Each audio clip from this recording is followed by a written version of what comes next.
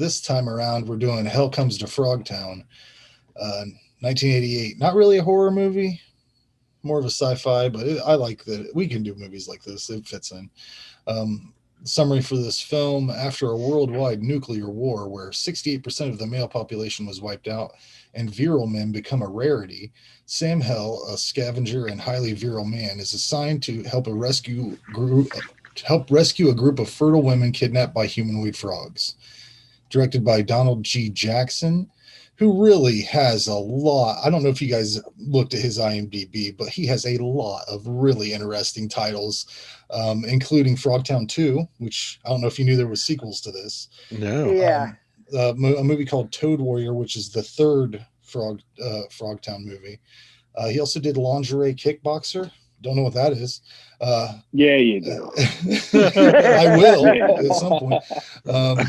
Yeah, he's got a ton of them. I mean, he did Rollerblade. Have you guys ever seen Rollerblade from like early 80s?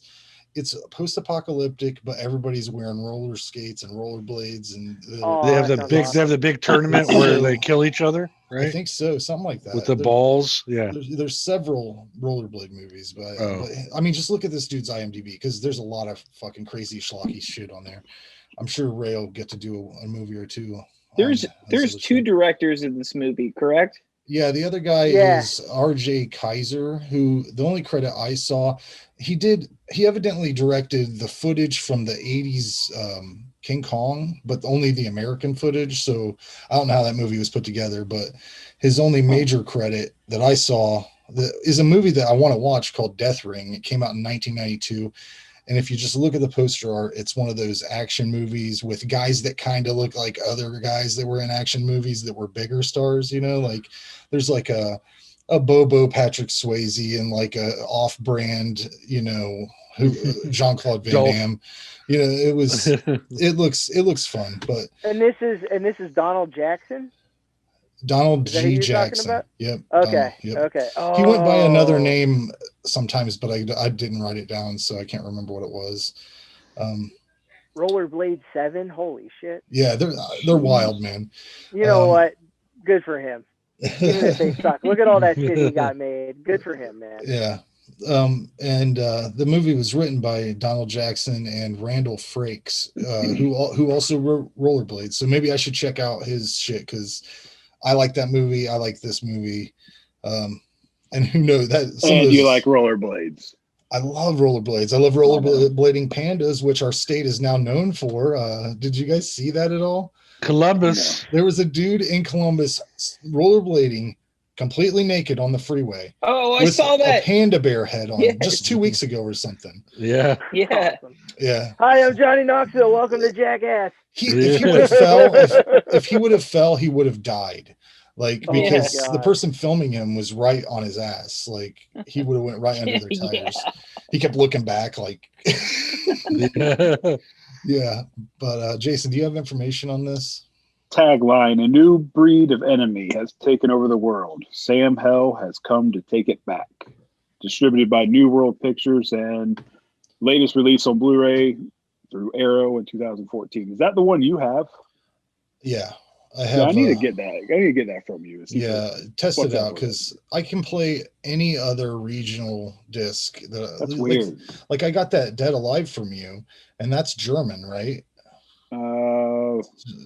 I don't remember what that is. It's not an American locked, release. No. So I don't know. It just doesn't. I can't get it to play, which pisses me off, because I paid a lot of money for it. It was like $30 some or whatever. Yeah, I'm pretty sure it's out of print.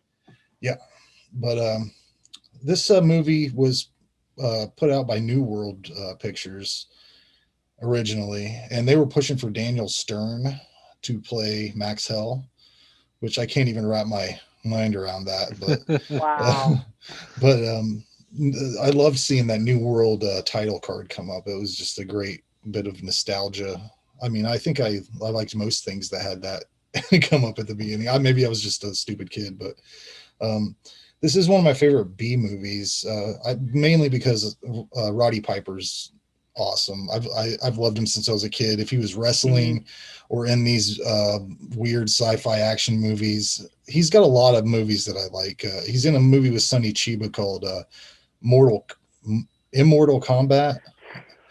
It's so fucking crazy. Yeah. But yeah, that's got Tiny Lister in it too, which, by the way, R.I.P. to him. That sucks. But yeah, I like everything that Piper did, even his podcast later in life. I recommend that. The only thing he had any like attachment to that I wouldn't recommend is maybe that bubblegum soda that he did there at the end. Did you guys try any of that? No. Yeah. Bubba? It was called All Out of Bubblegum Soda. It had his picture on it. Yeah, he was pushing it.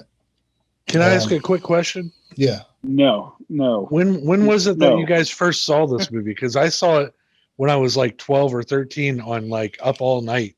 I don't think I think this might be the first time I've ever seen an unedited version of it. I watched it on Tubi. Yeah, I this think is the first time I've seen it. That's why this was a poll pick. This is the second time I've seen it. I watched it for the first time earlier this year.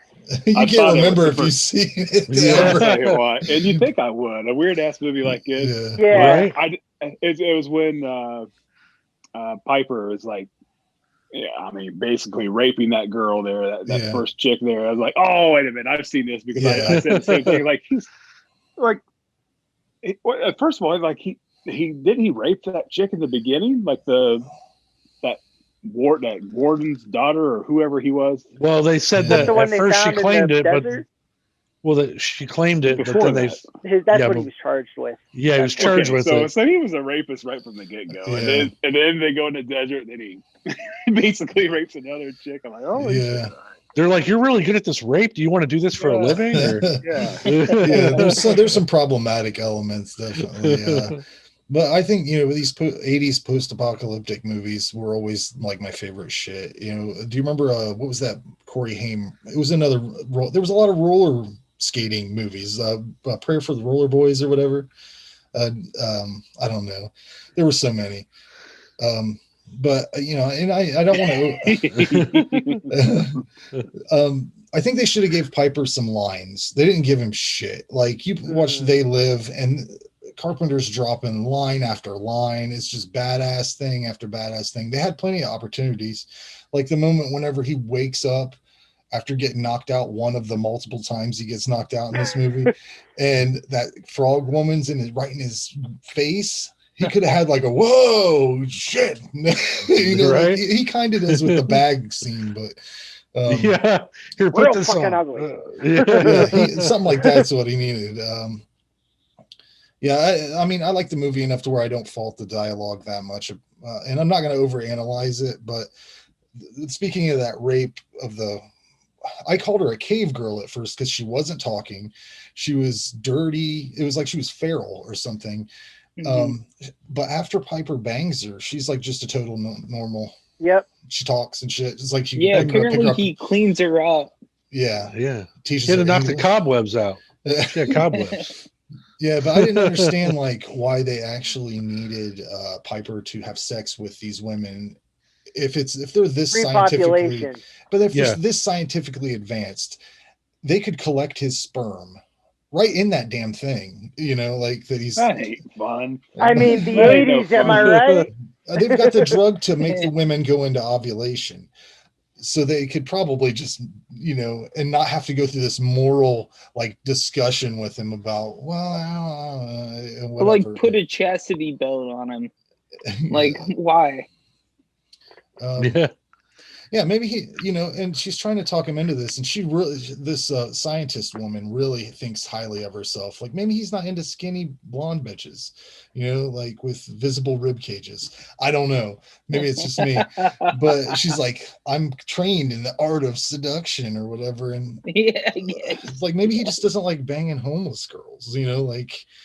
Yeah, he's got standards. That's why I didn't feel like he was rapey at all. He didn't. I feel like.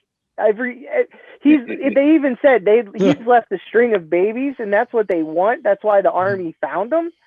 So it's like people are wanting this. They want children, and he's like one of the how many percent? But it didn't say that he willingly left a chain of babies. No, he didn't know. He didn't. Yeah, willingly left. Yeah. Well, yeah, he willingly left them. It didn't say the other party was right. I don't know. He wasn't. He wasn't rapey. he wouldn't have been all. They did say that they treat the women that are pregnant like queens and princesses. So yeah. So he did him a favor. Prior to that, they treat him like. Prior to that, they treat him like livestock. It seems like he did him a favor. I hated that. I hated that scientist lady through most of this movie. The only time I felt bad. Bergman. I thought she had a great ass. That's about all I could say for her. The only time I felt bad for her was when Piper threw her glasses down, because I was like, "Whoa, dude! I mean, you don't know her prescription, and think about how hard it is to find an optometrist near Frogtown." Yeah, I mean, we're talking some Twilight Zone shit. What's that? I mean, we got mutant frog people. Yeah. So, but things move pretty slow until they get to Frogtown, and then I think it's fairly fun. I like the makeup on the frogs. It varies in quality. Some of them get a real cool treatment and they look like actual frog people, and the other ones look like actors from Power Rangers that are putties or something. They got like these weird appliances. They don't really look like frogs, but it works. It's serviceable for this kind of film. For sure. Like I said, the Frog King looked really cool. Yeah. I really have no idea what's supposed to be happening when they're flapping the silk scarves all over the scientist woman, and like it's some arousal thing they're trying to do. And like that's what's happening. It is funny that every time they rub it across her earring, Piper gets zapped, and then he's like yelling for the dude to cut off. I love that. We need that kind of energy out of him to get the real entertainment. But I have no idea what the original plan was supposed to be, but things went sideways anyways. But I don't think they had a very clear-cut idea of what they were going to do with this. They just kind of knew it was. They wrote it to go sideways. They didn't write. Kind of rolled with it. Yeah. The Dance of the Three Snakes, man. Who would have known what that was?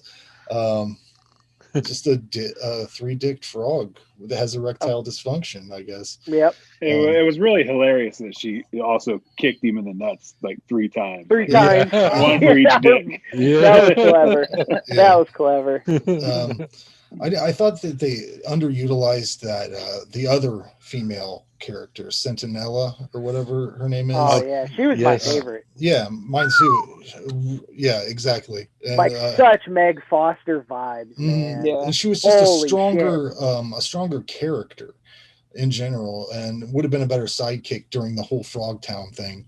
Was she also trying to rape Roddy? Yeah.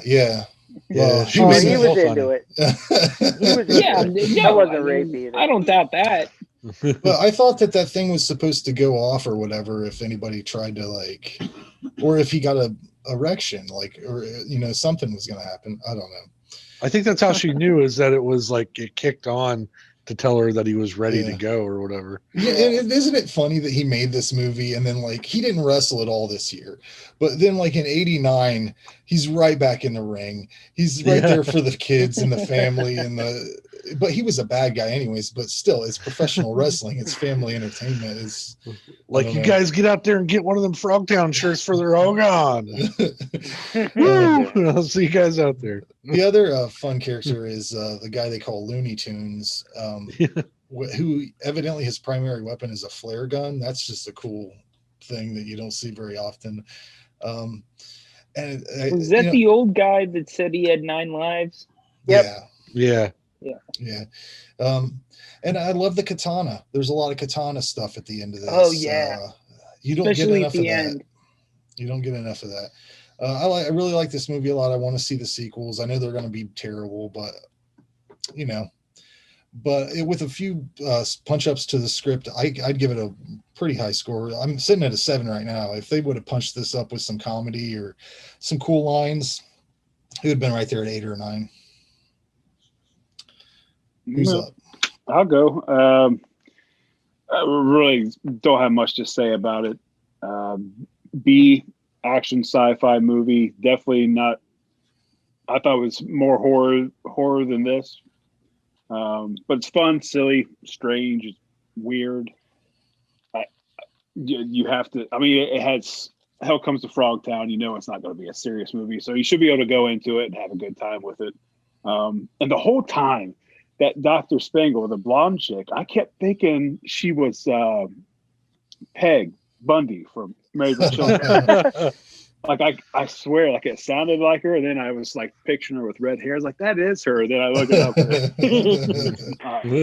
But yeah, not a whole lot of practical effects, but the frogs look good.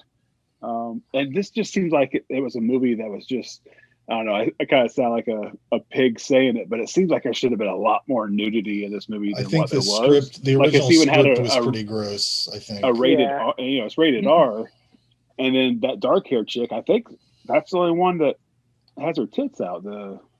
She's the only one that had what I read was that she was the only one that had Centinella. She was the only one that had it in her contract. So like they wanted the other one too. But she was like, nah. And some of the I forget which frog it was. It might have been like the king or the head frog or whatever. But I swear to God, one of them, they would let out this roar that sounded just like one of the roars from the Dark Crystal. Skeksis. Yeah, I swear it sounded like the same person. It did, yeah. Even some of the voices, I could hear them on. I forgot to look it up in my see head. if somehow it was, but it sure sounded like it. Anyways, I like it. I had a good time with it. It's I don't know. There's not much to it. You know what I mean? It's just you put it in, have a good time with it. I gave it a 6. Yeah. This is, like I said, this is the second time I've seen it this year, and I only saw it for the first time this year. I'm a huge Piper fan. I haven't seen all his movies or nothing, but like what I've seen of him, I like. He had so much energy when he was younger that they really missed an opportunity for it's a cult classic, but like a true cult classic with him and because he had timing. But this was, if I'm not mistaken, this was his first movie, and then he made They Live later that year. And do you think? I think I remember hearing that they let him make up his own lines sometimes in They Live, like he was doing a wrestling promo. I heard that. Yeah. Because like that's where he would get his real like funny shit, or like that's where he would come up with tap into the Roddy Piper-ness. Yeah. They should have let him do it on this because. Oh yeah, they missed an opportunity. Cendol Bergman, she got on my nerves. She was in the first Conan. That's where I remember. I don't think I liked her in that either, and I love that movie. No, she was cool in that, but I don't know. She was better. Centinella, Centinella was definitely the hands down favorite character for me. It would have been so much cooler if they would have like just had her run in with that machine gun Rambo style, guns blazing, to help them out. Like that would have been badass instead of just staying on the car. Yeah, or just check in with her once in a while. Maybe she has an interaction with some frog dudes that aren't, like what was she doing? Just playing Game Boy or something? I mean, just polishing her gun. Yeah, that's all she does for most of it. Yeah. Like I said, Piper was great. They just untapped potential in this movie for him. I love the chastity belt because it's like he signed it away. He didn't read it. He just signed that document, and that was like, all right, well, guess what? We own your dick. So get ready. It was like the less serious version of Children of Men, except with frog people. Like this was ahead of its time. Children of Men borrowed from that big time. Yeah, because no one's having kids. Yeah. What did the bullfrog with the eye patch? He said, "I gotta tell you, you're one weird dude." That was a funny line. Oh yeah, that was a funny line. What did I write here? Oh yeah, the frog lady and Hell. That was a cringy scene. That makeup didn't look the best. I don't know what they were going for there. No, it was good makeup. I don't know. It was like they were trying to make her like hot. Like they should have gave her the treatment like like they did the boobs out. There you go. Should have been real boobs. I was thinking real green boobs. They should have given one of those real frog heads, like they gave a couple of the other characters. That would have worked out better. I don't know. Yeah, the mutations were different. It wasn't all frog people, but like if one bit of dialogue said they were actual frogs that turned into people, and not people that turned into frogs. Yeah. But this movie's fun. I don't see myself revisiting it that often, so it's a 6 for me. But it was awesome, pre-Bailiff Piper. So that was something cool. Oh yeah, and then his line of "fuck for freedom," that was hilarious. Fuck for freedom. Who's up next, Ray? Well, I would have totally done the frog chick, hands down. Bag or no bag? Nobody would ever known about it. And then everybody would have known about it. You wouldn't go around telling people that? Well, I mean, probably. That's an adventure. I was, like I said, I have a soft spot for this movie because I saw it when I was a kid, and it's got that kind of like, and again, even on edited TV, it had that line where you're like, I'm not supposed to be watching this. It's up all night. Everybody at my house is asleep, and I'm watching this like crazy Roddy Piper, almost porn movie. Oh God, all the time. Yeah, still today. Right now, I talking about it. I had to slam it in the refrigerator door to get it to go away before we started. But a mini fridge. Yeah. A big deep freezer. Yeah. A mini fridge. Yeah. Oh, that is awesome. So I love Roddy Piper. I was a big wrestling fan when I was a kid too. So this movie, like I said, this is the first time I think I've seen the unedited version. So there were things in it where I was like, oh, that totally wasn't in the TV version. I'd never have owned it on VHS or DVD. I may have to remedy that at some point and see if I can find a Blu-ray copy of it somewhere. I got one if you want it. Can't watch it. Well, I can't watch it, but I'll sit on my shelf. You gotta have a region free. You gotta have a region free, and I have one, but it won't play on mine. So, I don't know. But I do think there are a lot of. I was just thinking as I was watching it, like, man, if we could get this one redone, there would be a lot of really cool things you could do with this movie. There's some missed opportunities definitely with Roddy Piper, but as jokes go in general, there was like a gazillion within the first half an hour that I was thinking of, like the part where he runs away was hilarious, but there's all kinds of stuff you could do with it. That was the funny part. And when you get to Frogtown, man, I just see this being like super freaking cool with today's technology. And I liked what they did with it then, too. So I could see some really, really upgraded special effects, but I don't think the content would be the same if they redid it. But I love the fights. The frogs are fantastic. I love when he comes in, when Hell finally comes to Frogtown with the shotguns, and he's just blowing them away. I was sitting on the edge of my bed last night laughing. I was going, get him. Yeah. I really liked it, and again, the acting's a little shaky in parts because it is a B movie, but overall, I enjoyed the hell out of myself. I think that I'm going to have to check out these sequels that you're talking about. Not going to be good, but you have to, I think. Yeah. I'll check them out if they're on Tubi. Right. I love post-apocalyptic stories, and this one's great. And, what more do you need? It's crazy frogs attacking humans and a weird porno film. Basically. 7 out of 10. Dave, what do you think?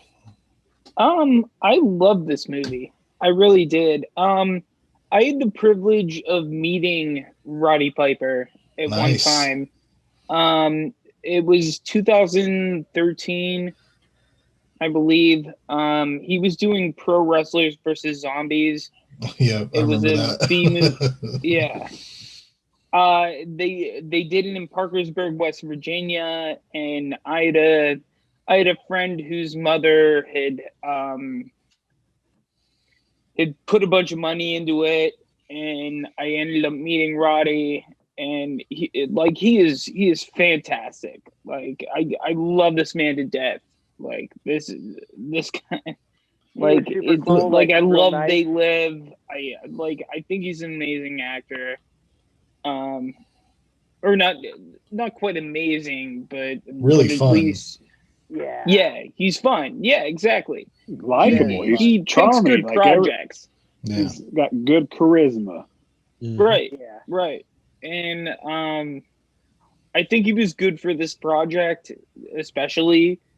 Like I think they picked him for, like, especially because like every woman just like hops on him the entire time. And I like how this movie is like almost a precursor, or not a precursor, but it sends, or I think of Mad Max. Yeah, I did too. Oh yeah, yeah, like heavily. So especially Thunderdome. Yeah, like, exactly. Yeah, especially with I don't remember the actress, but taking her as the slave. Like, yeah, or the virgins at the end. Like it's almost like Fury Road, where they're taking in these virgins. You know, I love that. I thought that was great.